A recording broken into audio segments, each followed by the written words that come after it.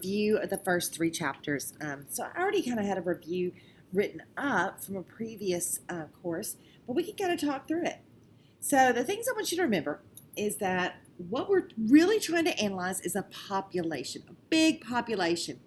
But to do that, we're going to take a tiny little sample from the population. Now, the things we're trying to measure in the population are called parameters. And on the sample side, those are called statistics. So parameters go with population, statistic goes with sample. Now, for the population, we use a lot of Greek letters. So mu stands for mean, and this is lowercase sigma stands for standard deviation. Or as some of my students at the high school say, this looks like a pregnant 6, and when you're pregnant, you're helping build the population, so the pregnant 6 goes with the population. Oh, they come up with interesting things to remember it. X bar goes with the mean, that's the average of my x's, and SX stands for standard deviation of the x's. Now remember, the variance is just the squaring of your standard deviation. Now, there were 2 types of data that we had. So all of these data things could be either qualitative or quantitative. Qualitative means it's labeled or categories. Quantitative means it's counts, measurements. Under qualitative, it could be ordinal or nominal. Ordinal means it has order. Nominal is name only, so nom means name only. Under quantitative, it could be discrete or continuous. Discrete means you're counting 1, 2, 3, 4. Continuous is units of measurement like length, width, height, weight, all those things. Now, for displaying the data, for qualitative, we did pie charts or bar charts. Quantitative, we did histograms, box plots, and stem leaf plots. Then we started describing the data. Now, from the graphs, we could talk about the shape. From the data, we could get the center and the spread. So that's really what all is we talk about in this chapter is collecting the data, its shape, its center, and its spread. So let's start with shape. Shape. It could be symmetrical. It could be skewed right. So remember, the tail tells you which way it's skewed. Skewed left, or uniform. There were 3 types of center: mean, median, and mode. Mean is non-resistant. That means it's affected by outliers. So we only want to use it with symmetrical data. Median is resistant to outliers. So it can be used with skewed data. Now, mode we mainly use with qualitative. Now, which spread do we use for each of these? Well, with mean, we use the standard deviation, which is the distance from the mean. So if I have symmetrical, bell-shaped, that's mean and standard deviation. Those 3 go together. With median, it can be skewed, and that's when I'm going to go with my interquartile range.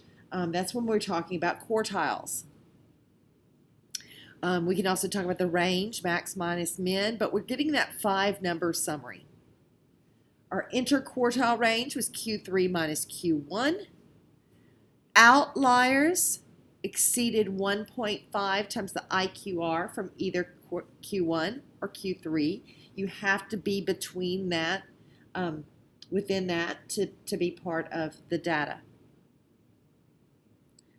Now let's review a little bit about Chapter 1, because it's been a while.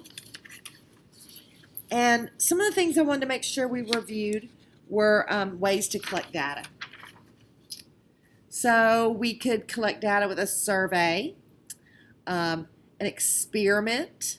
Now make sure you remember, an experiment is when you are actually doing something to the subjects. You're applying some kind of treatment.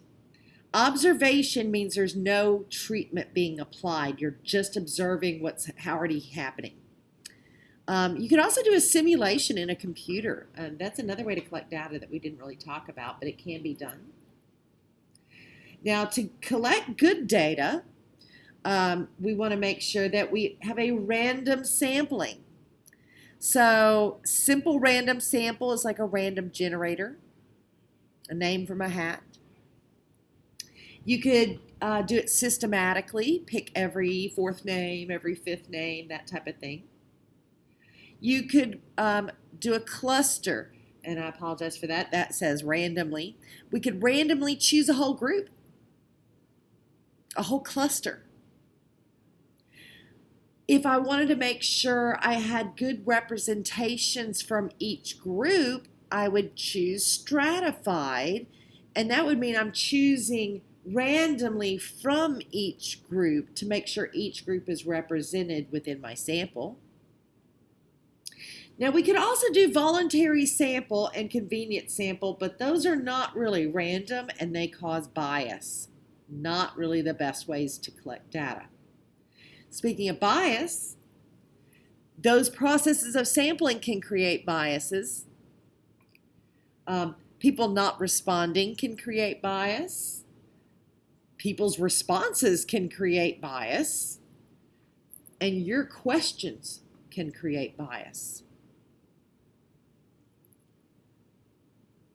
On this review sheet, I also included the empirical rule, because some people were telling me they were struggling with the empirical rule.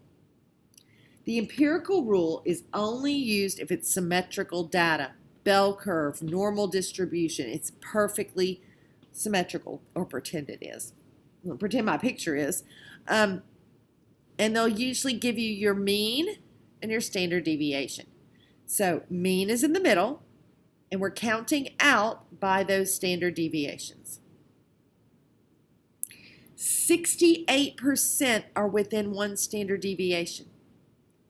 95% are within 2. 99.7 are within 3.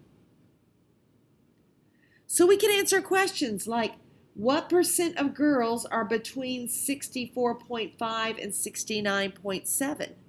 Well, there's 34 in here and 13.5 in there, so that's a total of 47.5%. What percent are between 61.9 and 69.7? Well, I'd take 34 plus 34 plus 13.5 and get 81.5%. So that's how you would answer the empirical rule questions. The module test is shorter than some of these chapter quizzes. So be prepared for that.